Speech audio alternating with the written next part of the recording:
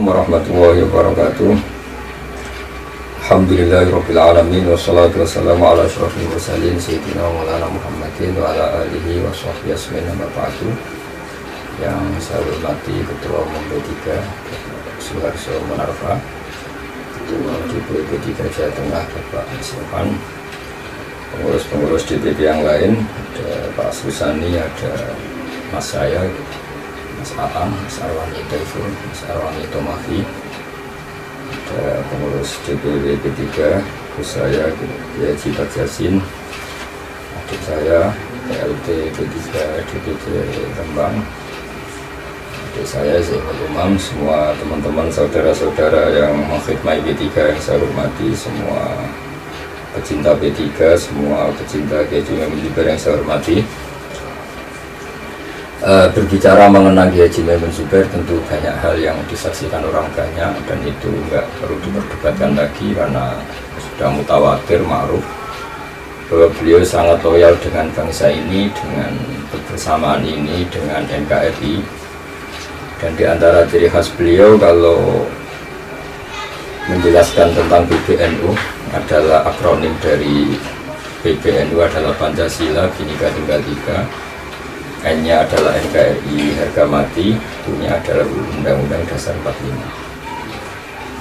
Beliau sangat NU karena beliau mustasyar di PBNU. Beliau juga sangat nasionalis.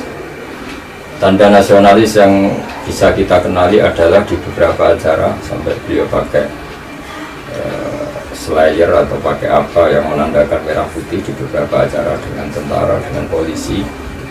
Aktivitas beliau juga seperti itu. Beliau sering punya tamu dari umara, dari pejabat, dan juga sering bertamu ke mereka. Semua itu menandai kepastian bahwa tidak perlu ada benturan antara ulama dan umara. Dan itu pula menjadi fikih kita bersama sebagai santri bahwa Indonesia harus damai, Indonesia harus baik. Karena kalau Indonesia chaos, maka kesalahan kita adalah seorang mukmin saling bunuh, anak bangsa saling bunuh. Dan itu harus kita jaga, baik secara doa, kita selalu berdoa sama Allah supaya bangsa ini baik-baik saja. Karena di antara kenikmatan yang diterangkan Allah adalah bahwa Allah adalah zat atau Tuhan yang mendamaikan antar hati manusia. Dan di antara sikap politik yang diambil Mbah Mun, beliau ketika sebelum haji, kita tahu beliau ketemu Ibu Megawati Soekarno Putri sebagai simbol nasionalis religius. Mbah Mun tentu makili religius, Bu Mega makili nasionalis. Beliau juga sering ketemu beberapa tokoh politik, diantaranya Ketua Nasdem dan beberapa tokoh yang lain, mulai dulu Pak JK dan Pak SBY dan semuanya. Semua ini kita sebagai santrinya menafsirkan tunggal betapa pentingnya damai, pentingnya mendengar, pentingnya saling melengkapi, saling mensupport. Bangsa ini hanya bisa berdiri dengan tokohnya para ulama, terpelajarnya anak bangsa ini, terdidiknya anak bangsa ini, semuanya komitmen untuk bangsa ini supaya baik, supaya maju, supaya tertib. Jangan sampai bangsa ini kemudian karena kita tidak puas, kemudian kita merusak bangsa sendiri. Kalau kita tidak puas, kita harus ikut bertanggung jawab terhadap bangsa ini. Sehingga seperti tradisi orang-orang yang loyalis, bahwa semua kekurangan yang kita alami, kita semua berkontribusi ingin menyumbang, bukan ingin merusak. Saya di antara murid beliau yang selalu menulis tentang manhajul fikih siasi, jadi metode fikih siasah Mbah Maimun berdasar literatur kitab-kitab salaf atau kitab-kitab referensi orang-orang dulu. Dan beliau memang diantara yang sangat berkeyakinan pentingnya ketersambungan sistem negara dengan sistem keulamaan atau sistem keulamaan mewarnai sistem negara. Di antara tulisan saya tentang beliau pernah saya baca ketika acara di hari-hari beliau, hari keberapa, Al-Intisar Limadhabi Syekhina, saya menulis teks dari kitab Al-Ikhya di kitab saya cetakan DKI juz 4 halaman 139. Di situ dijelaskan bahwa seorang ulama atau seorang kiai atau seorang tokoh agama membutuhkan satu payung politik atau satu payung hukum negara supaya dijamin keberlangsungan melakukan aktivitas keagamaan seperti sholat, seperti haji, seperti puasa. Di teks Ihya itu dijelaskan wa ala hadzal qasdi kanal anbiya alladzina la mulka lahum wa la sultanata yurauna salatin wa tubuna indahum alja. Wa kadzalika ulama uddin la ala qasdi tanawul min khazainihim wal istiksar wal istiksar fid dunya bi mutaba'atihim. Jadi para nabi dan itu diikuti tentu oleh para ulama selalu menjaga hubungan baik dengan para raja, para penguasa, supaya para ulama ini punya otoritas untuk supaya agama ini dijaga. Jangan sampai negara ini berbenturan dengan ulama. Tentu ulama dekat dengan mereka yang masih orisinil, tujuannya adalah supaya agama ini punya haris, punya backup. Jangan sampai misalnya di Indonesia beberapa hal-hal yang nggak benar punya backup oleh oknum tertentu, sementara agama malah nggak punya backup. Ini nggak boleh terjadi. Dan cara paling efektif adalah para ulama dan umarok bekerja sama untuk bangsa ini. Kita tahu tentu keinginan ulama tidak beredarnya narkoba yang bisa meracuni bangsa ini. Dan tentu ulama terima kasih dengan BNN, Badan Nasional Anti Narkoba yang sangat bagus untuk melawan narkoba. Begitu juga di mana-mana ulama itu nggak suka sama korupsi, nggak suka sama kecurangan. Negara juga mendirikan itu, ada KPK. Dan ulama juga sangat menghormati musyawarah, kebersamaan, rembukan, dan negara punya sarana itu, yaitu ada DPR, MPR.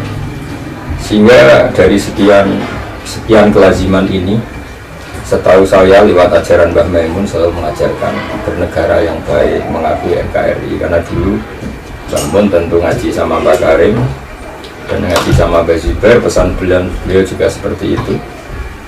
Dan dulu Kiai Hasyim Asy'ari punya putra namanya Gus Wafid, juga Menteri Agama, artinya mengakui sistem negara ini. Mbah Maimun punya putra Gus Yassin, Wakil Gubernur, juga punya putra Gus Kamil yang dulu Ketua DPRD, hanya mengakui sistem negara ini. Dulu Kiai Haji Maimun juga pernah DPR RI, pernah DPR Jawa Tengah. Dan keluarga Jombang yang juga referensi kita, Kiai Wahab Hasbuah, dulu punya anak Wahid yang jadi Menteri Agama juga. Kiai Ahmad Siddiq juga pernah jabat Ketua KUA dulu di Jawa Timur. Semua ini menunjukkan bahwa perilaku kita ahli sunnah wal jamaah an-nahdiyah atau umumnya para kiai pesantren adalah tidak ada masalah hubungan dengan negara. Maka kita semua berharap umaroknya juga menghormati ulama, ulamanya juga menghormati umarok, sehingga dengan demikian kita selalu ingin, dan kita tidak akan berhenti ingin, tidak berhenti berharap bahwa negara ini setidaknya kita selalu berkeinginan sebagai baldan thayyibatu wa rabbun ghafur. Saya sering sekali mengamini doa Mbah Maimun, nggak pernah lupa mendoakan Indonesia dengan cara apapun, sampai sering saya melihat beliau menangis untuk bangsa ini. Sehingga lewat tulisan kecil ini saya punya makalah tentang beliau, dan itu hasil referensi murni ansih dari tek-tek dulu, tidak saya gubah, tidak saya tidak saya simpulkan sendiri. Memang benar-benar makna teks itu seperti itu, yaitu teks fama futiha fil islami fathun qablahu kana azuma minhu.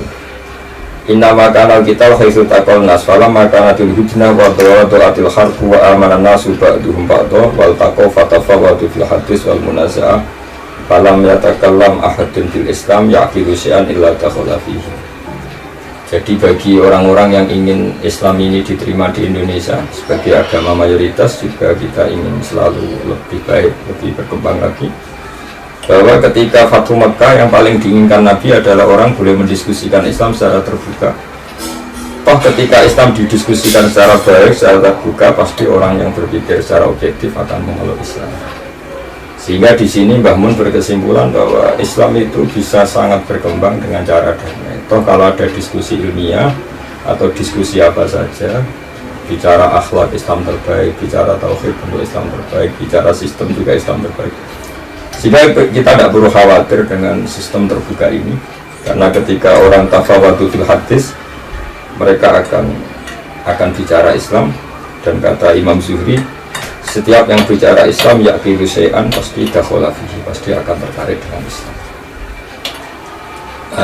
Ini tentu tidak mewakili semua pikiran besar Mbah Mun, tapi setidaknya ada kesaksian bahwa ketika Gus Yassin jadi wakil gubernur atas perintah Mbah Maimun dan direstui Mbah Maimun, itu artinya Mbah Mun secara ikrar, baik kaulan wa fi'lan, baik secara fatwa maupun secara perilaku bergabung dengan negara ini karena beliau sangat ingin NKRI, sangat ingin semuanya baik-baik saja seperti zaman Wali Songo sampai sekarang kita jaga hubungan ulama dan ulama. Semoga P3 sebagai partai yang berasaskan Islam juga bernegara secara baik, meneruskan pikiran-pikiran besar. Nah, sekali lagi terima kasih atas kesempatannya. Wassalamualaikum warahmatullahi wabarakatuh.